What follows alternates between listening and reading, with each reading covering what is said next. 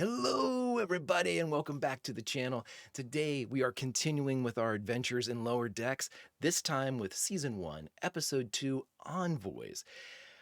Let's jump into it, everyone. We've already watched Episode 1, which was an absolute whirlwind of information and character introductions.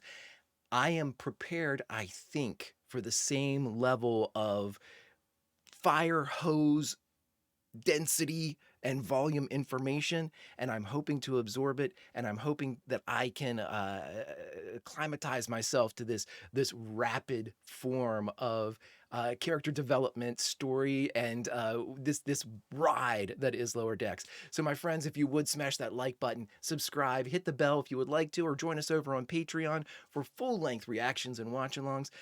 But for right now, let's get into Lower Decks, Season 1, Episode 2, Envoy.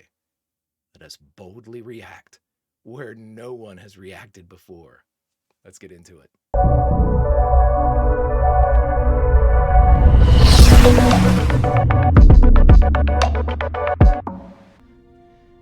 The Cerritos. And a ball. After we dump this in storage, let's hit the bar and see if we can get a cute lieutenant to argue with me. Interesting. Why would you want that? I don't know. Getting some uptight hunk all wound up just gets me all... Supplicate yourselves! What the Supplicate? It's one of those trans-dimensional energy creatures. Behold and tremble at... Quick, Teddy, grab her one of those canisters. I thought he was intangible. That would use up a lot of my... Okay, just... I'll try. Okay. Thank you. Oh my gosh, look how little he is now. I really gotta think of something cool to say when we're going to warp. Something like, it's warp time. What do you think of that? Is that good for you? Okay, so the captain, Captain Freeman, Mariner's mom, just had that ball of death, now reduced from beach ball to marble size, go into her heart. And is the opening different in every episode? Did we see that last time? Tawny Newsome. Tawny Newsome is Mariner. No, I think we did see that last time. Okay, everybody. Woo! Guess which command ensign just scored the best assignment on the ship? Castro. No, not Castro. Is it Pajak? That guy can do anything. What a snack. No, Jock. it's me. I got it. I'm the guy that got it, okay? I'm gonna be piloting General Corinne down to Tolgano 4. All right, nobody talk to me. I gotta brush up on my formal Klingon greetings, okay? Nuthnach! Nuthnach! Yeah, keep it subtle. Nuthnach. Neck. Well, if you see an unaligned EPS conduit, don't call me. Mine are aligned as hell. Are there like 100 of those? Mine are aligned as hell. Well, I thought we were gonna watch the Trivoli pulsar together. Oh, I did promise you I'd do that. Well, don't worry. Some people agree to do stuff when they don't actually mean they're going to do it. No. I'm Starfleet. I never go back on my word. I love Rutherford. If I quit my job in engineering and switch divisions, I wouldn't have to be in the tubes at all. Really? Oh, you can do that? Sure. When's the pulsar? 0800. This really means a lot. Aw. Ooh. Pew, pew, pew. Dress Good work, uniform. Jeff. With Mariner. I'm your co-pilot? You're taking on more work just to bug me? Calm down, man. We can't have you co-flying angry. I need you Co-flying. calm. Go calm. The black shield, when it comes down and it goes up the shield. Yosemite is the shuttle. I'd like to request a transfer out of engineering. Consider your request. Granted! We need to show him deference and respect. Dear God. It is an honor to escort you, sir. Allow me to say, Nuthnach.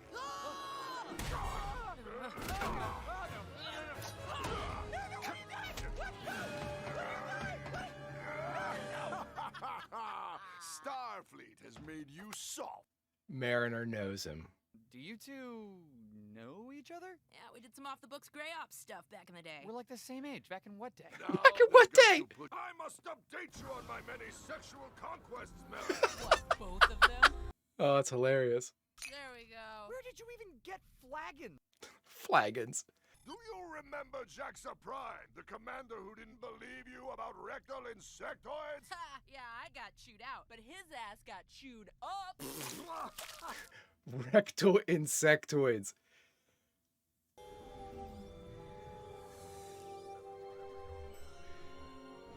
Boimler and Mariner on the opposite ends of the Starfleet effectiveness spectrum.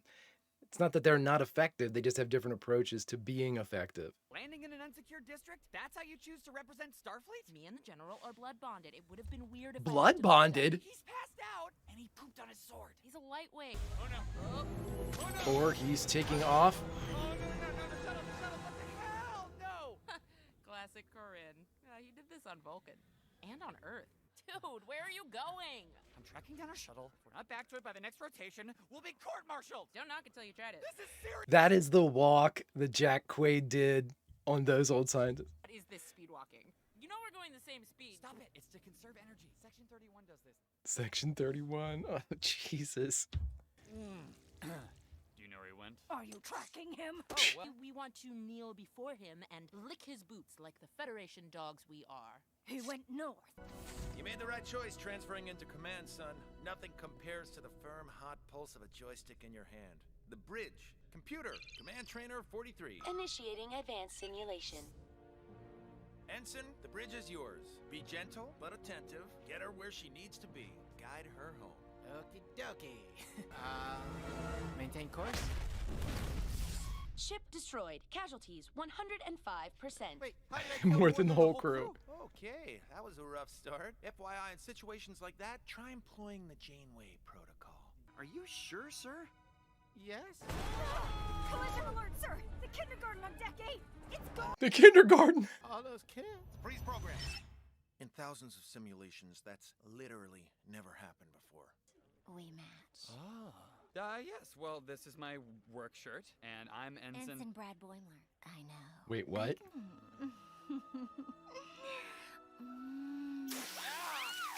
Mariner, what the hell? That thing is an onabage. It's gonna implant eggs in your throat, dummy. What are you?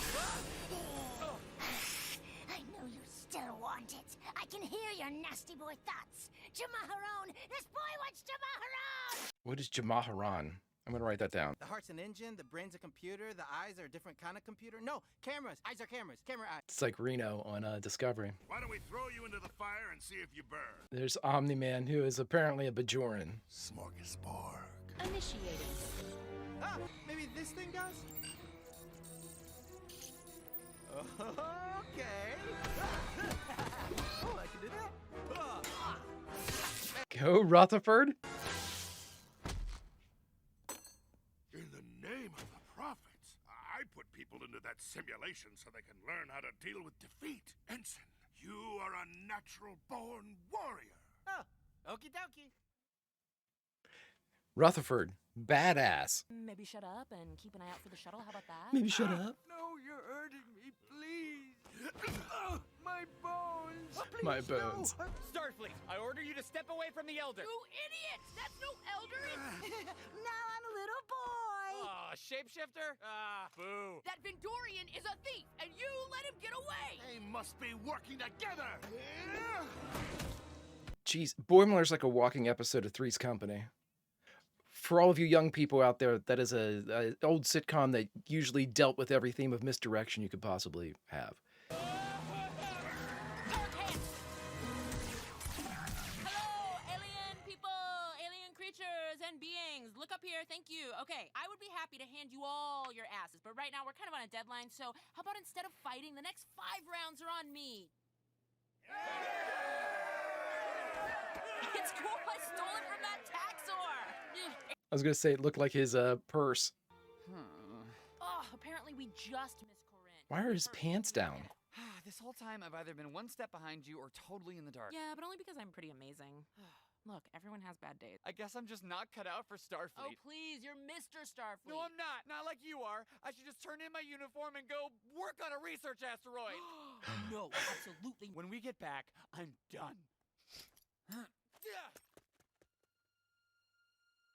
He's one of us. Security isn't like the other departments, no. It's a higher. Oh. Yes, Rutherford, you're never going to have to see the inside of a Jeffries tube again. Thank you, sir. This all sounds fun, but not for me. I love how his eye is like 8-bit. My heart's an engine. Outstanding! Gotta be true to yourself. Am I right, Bears? Hurrah! The supportive department chiefs are fantastic. Ferengi are the most untrustworthy race in the galaxy. He probably just wants to lure us over there so he can mug us. Look, we need to arrive now, and my gut is telling me this is fine. Need I remind you that you've been wrong about literally everything today? Not this. Sure. Okay, buddy, let's go. Is this Mariner giving him a What's your landing code? giving him a W? If you really have a shuttle here, you must have a code. Oh, my code, yes. It's, right? Give me a prophet! Starfleet! Okay, maybe you were right. That, it seems like that might have been a Ferengi. I was so right! Yes! Holy crap, it's the shuttle! It's the shuttle! Look at all the tickets. Bye-bye. Isn't that illegal? What are they gonna do? Send me a bill in space? Fair enough. If we gun it, we can just make it back in time. Oh man, he drank everything! What do we do? Grab a leg. Let's drag him out and leave him by the front door. Fetch me my drinking horn. I need ale. Are you f***ing kidding me? No! Stop that! Fetch me my drinking horn. I'm going to use that, by the way. So the Ferengi's right there, and I'm like, Mariner, we can't trust this guy. He's a Ferengi. And then she says, get this. She says, oh no, that's a Bolian. You guys have a great night. Lucky I was there. I spotted it. I called it. Nice job, Mariner. Well played. I just wanted company. I mean, it's not like you were trying all these new jobs just to hang with me, right? Nah. Could you imagine? Great delivery. Oh my gosh. Mariner, was I convincing enough for you? Human! You were perfect, Quimp. Thanks for helping. Quimp. I owed you one. How's the wife? She's good. We're actually looking to get away to Risa this weekend. What? Risa. Jealous. Oh, you know what you guys should try? Jamaharan. What is Jamaharan? Wow. Isn't it amazing? It's beautiful. Oh my gosh, I love these characters. Oh my gosh, that's it? Holy smokes. All right, everybody. That last little part got me a little emotional. I like that. Good stuff. Good stuff. Let's go talk about it. Alrighty, friends, we just finished watching Lower Decks Season 1, Episode 2, Envoys. This one was, again, rapid fire with the facts of the day, not necessarily the facts of everybody. And so in that respect, it had slowed down a little bit, which was, I appreciate, because one, I want to make sure that I absorb as much as I can. I want to be able to, as opposed to writing stuff down and remembering stuff, take everything in the moment. These episodes are very short, and I don't think the writers, again, give that any mind when it comes to throwing in as much information as possible, which, if that's what I can expect, now that I know what to expect, I will prepare myself for this onslaught every time that we're ready to watch. Again, this was a very different way. I mean, there's a couple tropes in there, but a really different way to explore the relationships. Again, I focus on some of the weaknesses being predominantly with Brad, Brad being very book smart, not having a lot of experience, but at the same time, giving us kind of a rundown of the dangers of just being in Starfleet. I mean, comically, of course. It reminded me sort of 10,000 or a Million Ways to Die in the West. I think that there's just dangers everywhere. And, with the species that was trying to implant eggs down his throat, again, I am sure that is some type of Easter egg to something that has appeared before, but I love it. I mean, I think that I am going to benefit a lot from Boimler's inability to kind of, his non-experience, he doesn't have practical knowledge. He has book smarts. And so with his book smarts and the explanations that he gives and the actual real world, implications of the galaxy and of species like the one to incubate and shoot eggs down your throat, it's going to help me, because I'm not going to pick up on the Easter eggs, but of course with just the broad strokes of whatever the mission of the day happens to be here for the Lower Decks crew, I need that explanation that in this episode we had Mariner give to Boimler. And if that continues, which I'm assuming will have some elements of that since they're all ensigns and, things need to explain and whatnot, that will continue having that. And I will continue, hopefully, to benefit from that. I find it very helpful to have this kind of introduction explanation as opposed to just introduction. Hopefully you remember from a prior element what this is. We're not going to give you too much additional information. I would be lost if that were the case, not necessarily completely lost, but I think that I would be unfocused a lot trying to piece together things. Again, the rapid fire nature of this type of medium, this type of narrative it's fun. It's fun and it makes the episode super quick, but it's something that I want to try to process a little bit better because I don't like to talk over Mariner, my God, Tawny Newsome. I saw in the ready room that she does improv with a lot of these lines. Now, I'm not sure if this early in the series she did, but I can only assume. It is boom, boom, boom, boom, boom, boom, boom, line, information.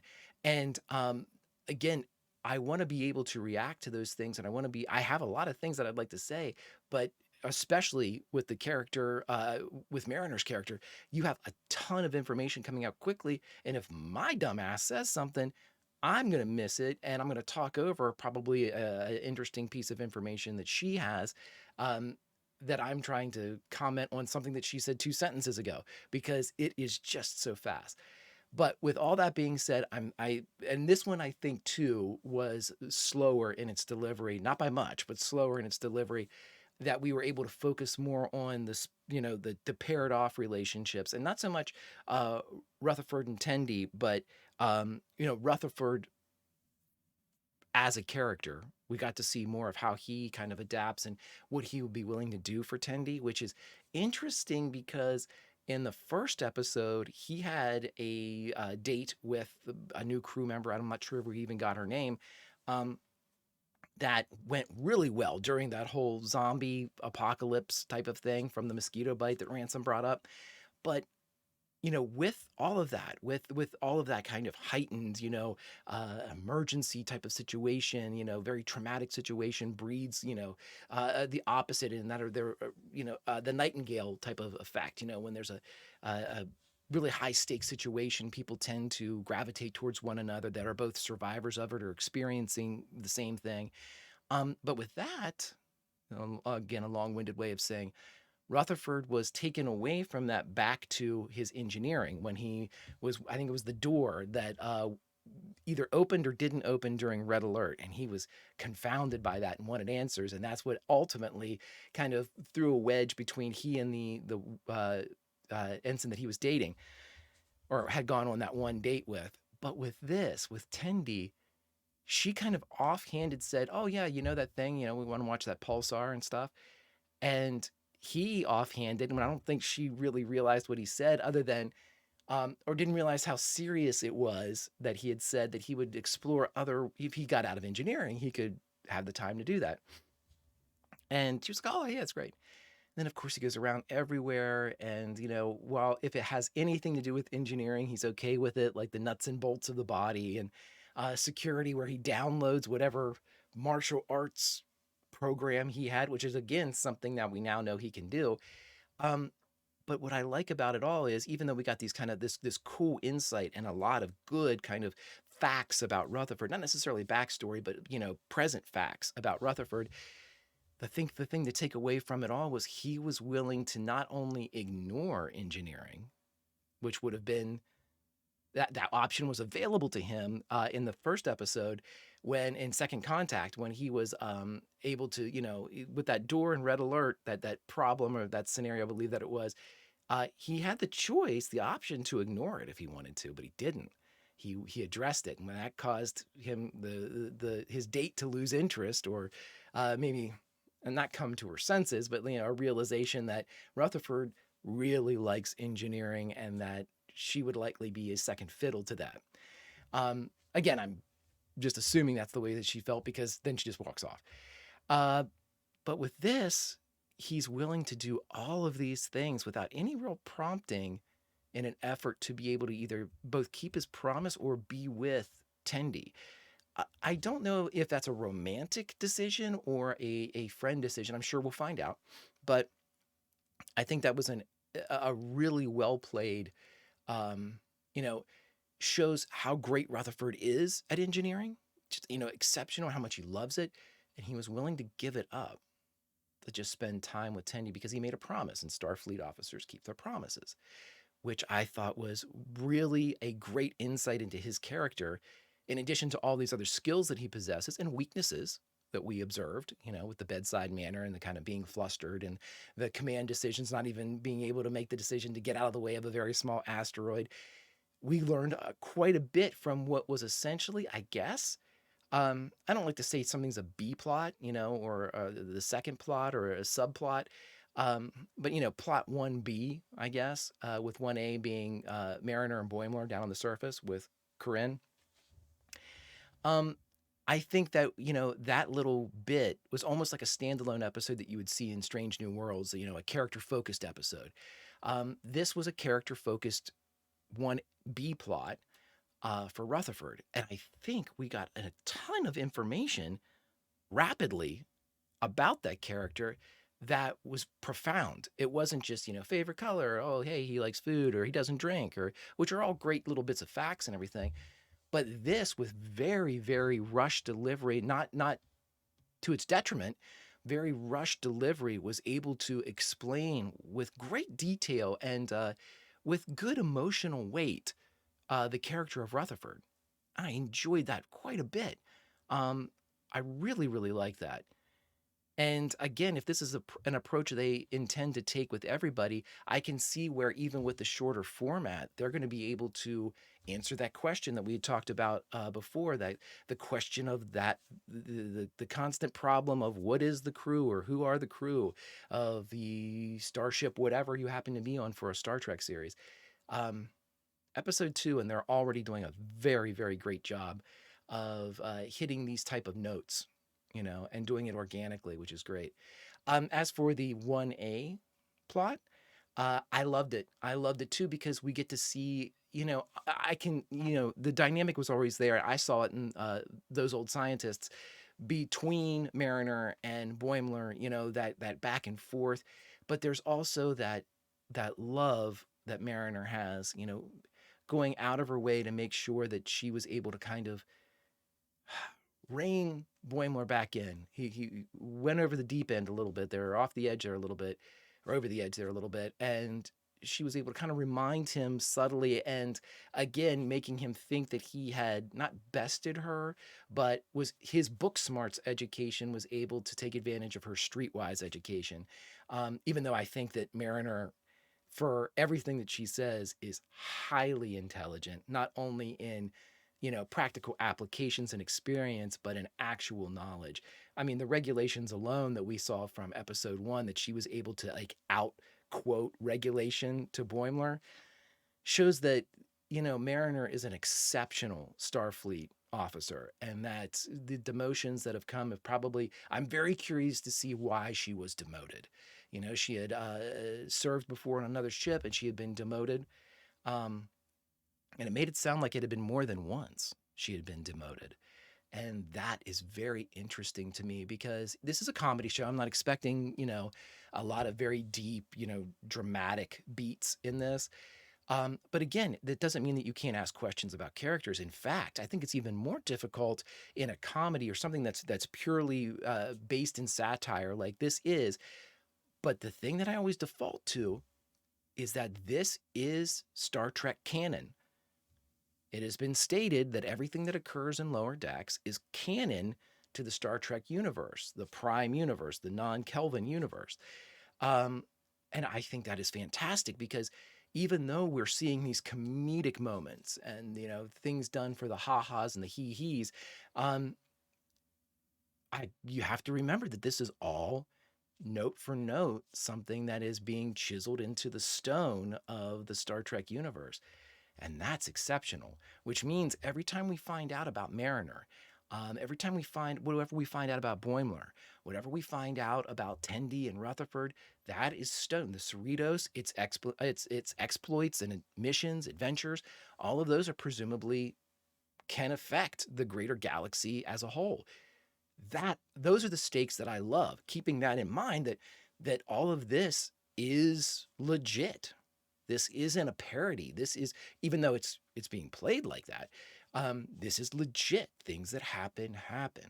And so with the writers being given that type of responsibility and being able to play into it, the sky's the limit for this, because and the sky's the limit, but also there should be a note of caution, because I think that the writers could easily go too far one way or the other. So it's going to take this is going to be expert piloting right here, to be able to tell the funny story and also contribute to the galaxy, the universe that is Star Trek.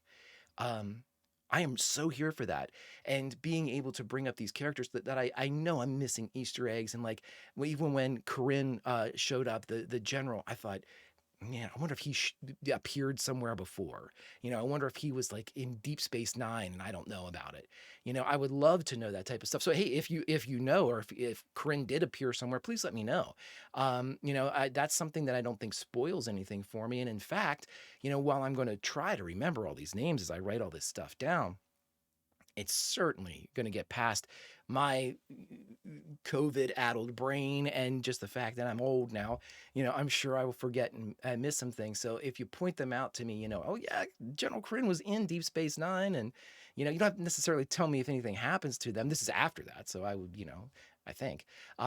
So, I don't think it would be spoilery or anything like that, but I would definitely like to know, a lot of these Easter eggs that pop up, like I know the glowing ball in the beginning, the green and the wishes, first off, the things that happen at the beginning of the episode, I'm understanding now, with the bathleth in the beginning that took a big slice out of Boimler's leg in episode 1, and now the interaction with the little globe of death that went from a basketball down to a marble.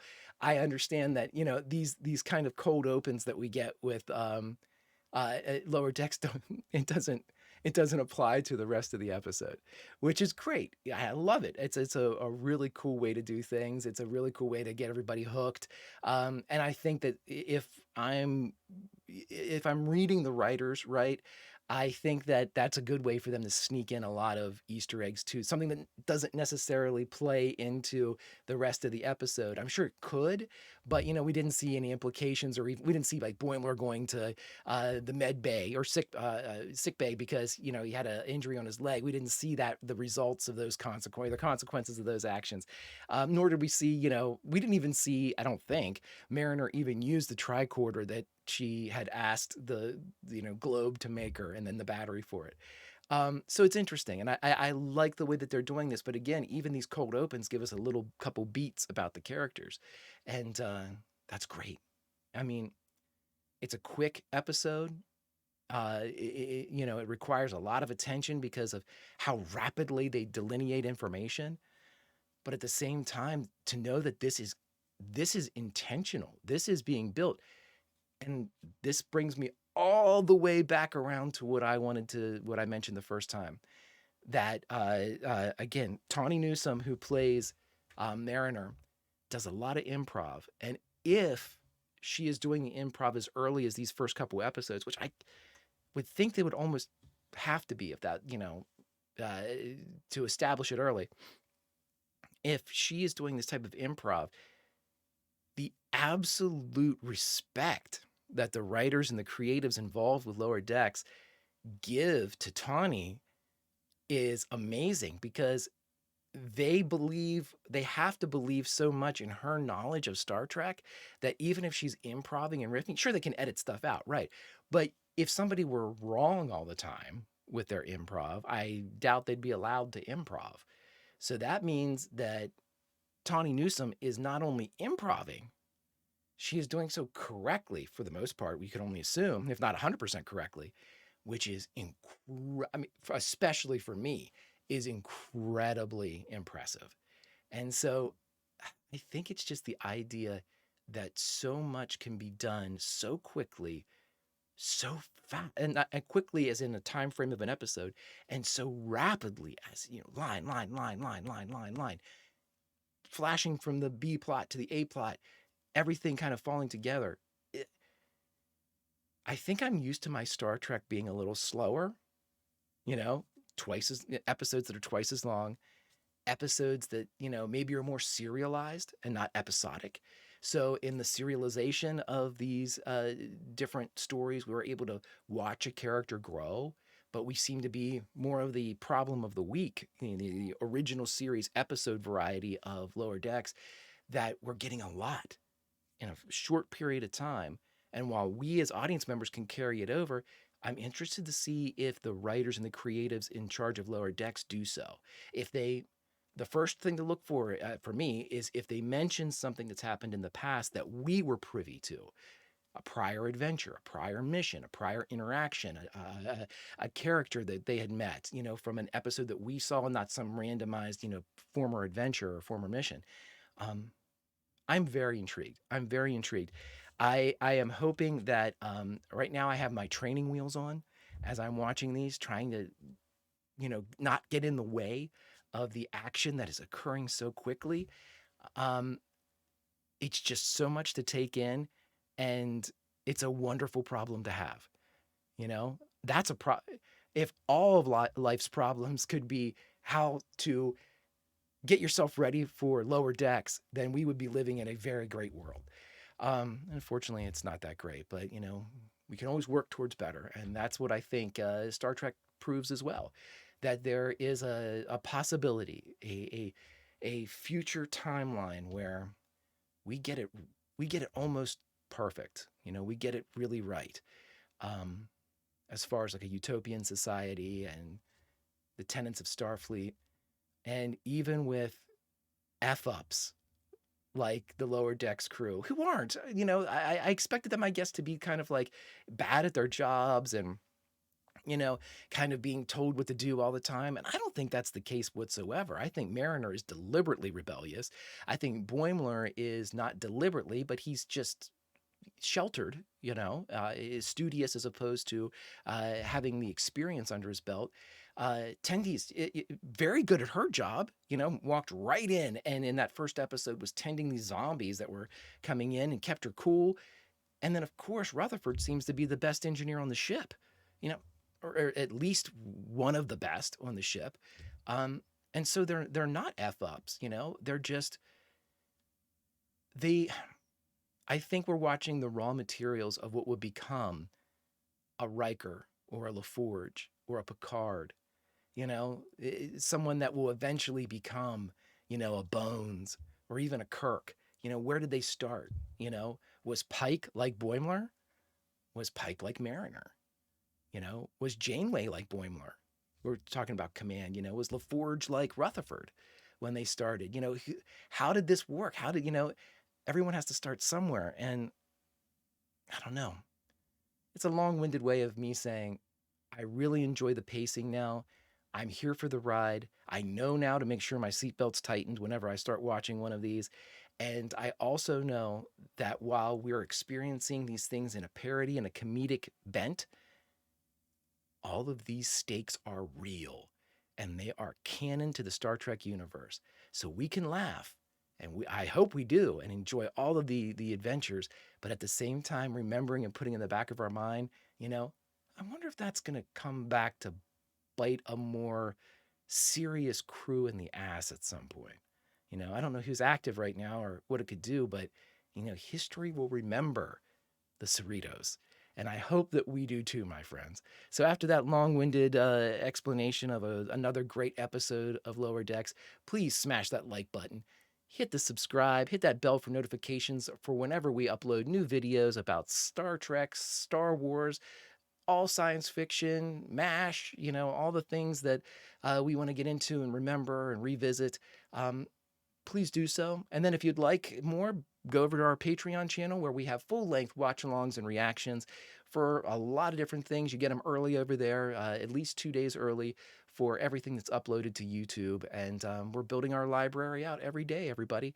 So if you could, do me one favor, have a fantastic day and Vulcan roll. I'll see you next time. Take off the seatbelt right now, stretch a little bit, and we'll get ready for the next one. Have a great one, my friends.